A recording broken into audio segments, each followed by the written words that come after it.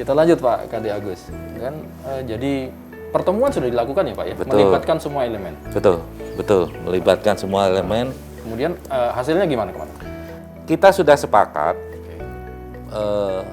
memberikan ruang, tetapi saat kita berikan ruang kita harus disiplin dan mengemban kepercayaan dari pemerintah, khususnya kepada Pak Sikian Yuwana dalam melaksanakan Nyomi Ogoh-ogoh nanti, dan juga desa adat di dalam pelaksanaan dari pemelastian.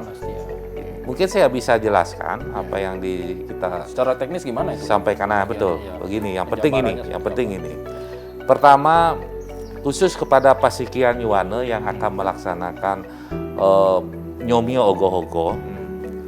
Nah, itu dari awal, sedini awal kita sudah rancang, kita ogoh-ogoh itu kita akan nilai. Kita akan lombakan. Sehingga tidak ada istilahnya Yuwana atau Seketruna itu mubasir dalam membuat ogoh-ogoh. Kita beri penghargaan kepada mereka. Apresiasi. Kemudian yang terakhir keluar surat edaran dari gubernur memperbolehkan pelaksanaan Nyomi Ogoh-ogoh dengan syarat-syarat tertentu. Nah, ini yang akan kita perketat di lapangan. Pertama, kami sudah data jumlah ogoh-ogoh yang akan melakukan pengarakan di Denpasar ini. Sebanyak 215 ogoh-ogoh se-Denpasar akan melakukan arak-arakan atau Nyomi Ogoh-ogoh. Tersebar di 4 kecamatan. Di 4 kecamatan. Nah, tadi pagi kami sudah melakukan rapat koordinasi bersama polisi, TNI di kantor Kapolresta. Kita sudah petakan 215 titik yang akan melakukan Nyomi Ogoh-ogoh itu. Kita berbagi tugas dan melibatkan Satgas COVID di masing-masing tingkatan, termasuk berkoordinasi dengan Pasikian Pecalang yang ada di masing-masing banjar atau desa adat itu. Kita sudah lakukan rapat teknis dan sudah kita sepakati masing-masing mempunyai tugas dan fungsi masing-masing. Nah, tinggal menunggu hari H. Oke. Nah, kemudian yang Jadi sepakat nih Pak ya, kalau untuk ogoh-ogoh, kita jalan dengan keterbatasan. Betul. Gitu, baik. Sudah kita berikan rambu-rambu di sana bahwa maksimal untuk yang mengarah ogoh-ogoh 25 Orang tenaga. Kemudian juga ini saya sudah sempat sampaikan di media massa bahwa bagi yang masyarakat yang tidak mengarah ogoh-ogoh, nah itu penting ini. yang tidak mengarah ogoh-ogoh cukup menonton. Jika rumahnya dilalui oleh ogoh-ogoh, mereka cukup menonton dari rumahnya. Artinya bukan keluar pagar. Tidak harus ikut jalan. Kalau dulu-dulu kan pengarakan ogoh-ogoh itu kan karena saking bangganya ogoh-ogoh dengan ogoh-ogohnya mereka, kemana ogoh-ogohnya mereka ikuti, ya kan? Nah, itu akan menimbulkan keramaian. Nah, sekarang kita sudah setting kalau bagi masyarakat yang rumahnya dilalui oleh ogoh-ogoh tidak perlu ikut mengarah atau mengikuti ogoh-ogoh. Kita cukup menontonnya dari titik masing-masing yang sudah ditentukan oleh Satgas COVID kita atau berkoordinasi dengan Pecalang dan Banjar. Itu. Nah, kemudian masuk ke pemelastian. Sekarang lupa saya, pemelastian. Nah, pemelastian sudah kita atur desa adat, 35 desa adat yang ada di Kota Denpasar kita sudah petakan. Dari 35 desa adat itu kemana mereka melakukan pemelastian. Sebagian besar desa adat di Denpasar itu melakukan pemelastian di Pantai Padanggala. Ke Padanggala. Kemudian di Sanur. Kemudian di Benua. Kemudian di Segara di Pemogang Kepon. Dan ada juga desa adat kita yang di sisi barat, desa adat Denpasar yang pemelastiannya dilakukan di Pantai Kute dan Melasti. Nah ini, sudah kami koordinasikan dan termasuk juga pengaturan jamnya. pengaturan jamnya. Desa adat ini jam segini melastinya di pantai ini. Desa adat ini jamnya jam 10 melastinya di pantai ini. Sudah kita atur. Sudah kita atur itu dengan rapi.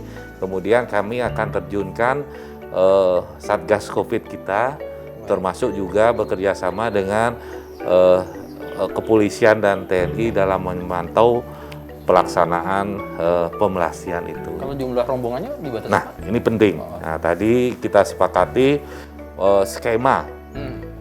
Kalau kita di lokasi sudah kita atur, termasuk jam, tempat desa adatnya di mana dan seterusnya. Sekarang dari tempat ke pantai. Nah, ini tadi kita sepakati seminimal mungkin, kalau dimungkinkan menghindari arak-arakan melalui kendaraan, nah silakan dilakukan. Tetapi bagi wilayah desa adat yang berdekatan dengan pantai, itu kita harapkan dalam melakukan prosesi ke pantai melibatkan seminim mungkin masyarakat yang mengikuti arak-arakan atau pemelastian itu.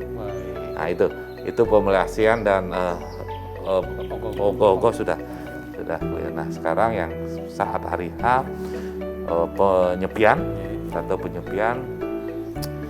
kita sudah tidak perlu sebenarnya kita diskusi panjang untuk berata penyepian, karena memang dari desa adat masing-masing itu memang sudah melakoni berata penyepian ini sudah sangat cukup baik gitu. Mungkin itu ya. Baik, wah luar biasa. Jadi pada prinsipnya di Denpasar kegiatan keagamaan besok serangkaian kita tetap jalan Pak ya? Betul. Memang ada batasan-batasan. Nah, ini kerjasama dengan masyarakat tentunya. Betul. Pasti ini. Nah, himbauan apa yang akan disampaikan oleh Pak Wakil nih kepada masyarakat Denpasar supaya ya ini kan boleh jadi role ya Pak. Betul. Kalau ini berjalan bagus kan tahun depan lebih enak lagi gitu kan. Apa Pak Wakil yang ingin disampaikan? Ya. Mungkin atas nama pemerintah kota, saya mendampingi Bapak Wali Kota, Bapak Jaya Negara dalam mengelola pemerintahan di Denpasar ini selalu mempunyai sesuatu atau rasa optimisme dalam menghadapi permasalahan-permasalahan. Kenapa saya sampaikan menghadapi permasalahan dengan rasa optimisme? Karena kami yakini kalau dengan kerja keras sesuatu itu pun bisa kita lalui dengan mudah. Dengan persyaratan seperti yang kami sampaikan tadi, karena kami juga menginginkan pertama ekonomi di Denpasar ini bergerak, kemudian tradisi budaya adat kami di Denpasar ini tidak mati gara-gara situasi pandemi Covid ini. Makanya dari awal kami bekerja keras, seluruh OPD atau dinas-dinas yang ada di lingkungan pemerintah kota kami ajak bekerja keras dalam mengelola pandemi COVID-19 ini. Kata kuncinya adalah konsistensi, itu yang menjadi kunci di Denpasar ini. Kami konsisten, selalu mengkomunikasikan bahayanya COVID-19, kemudian pentingnya prokes, kemudian ekonomi tidak boleh mati gara-gara pandemi COVID, itu selalu kami siarkan ke masyarakat kami, sehingga rasa optimis dari masyarakat Denpasar itu tumbuh, sehingga apa yang akan kita lakoni bersama itu bisa kita lalui bersama. Mungkin itu ya. Baik, jadi lagi-lagi ini supaya ini bisa berhasil semua, peran aktif dan kesadaran dari masyarakat. Betul. Ya Pak Wakil ya. Betul. Untuk sama-sama dalam tanda pengertian mensukseskan pelaksanaan penyepian kita. Betul. Mulai dari melasti, ngamyogogo sampai dengan penyepian. Betul.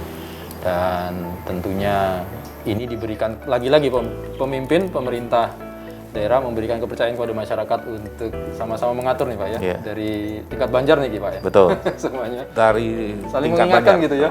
Supaya kita masing-masing tingkatan kita berikan tanggung jawab.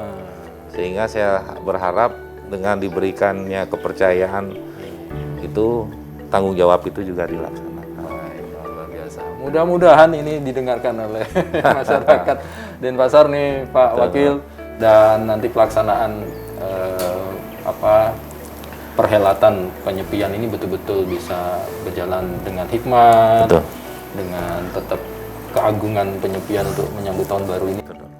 Jadi semangat yang baru tadi, optimisnya lebih lagi untuk bersama-sama memajukan perekonomian dan kemakmuran masyarakat Denpasar. Betul. Matur suwun semua Pak Wakil, atas waktunya. Salam sehat selalu ya Pak ya. Nggih, wajib sehat. Baik saudara, nanti kita akan lanjutkan lagi Sapa Redaksi On Location. Nah, kita nanti akan cross check ke kawan-kawan pemuda nih, seketruna yang akan besok diberi kepercayaan oleh pemerintah Kota Denpasar dari wali kota dan wakil wali kota untuk ayo bagaimana mereka mempersiapkan dan komitmen mereka untuk mengikuti aturan yang sudah ada. Jangan kemana-mana, tetap dalam Sapa Redaksi On Location.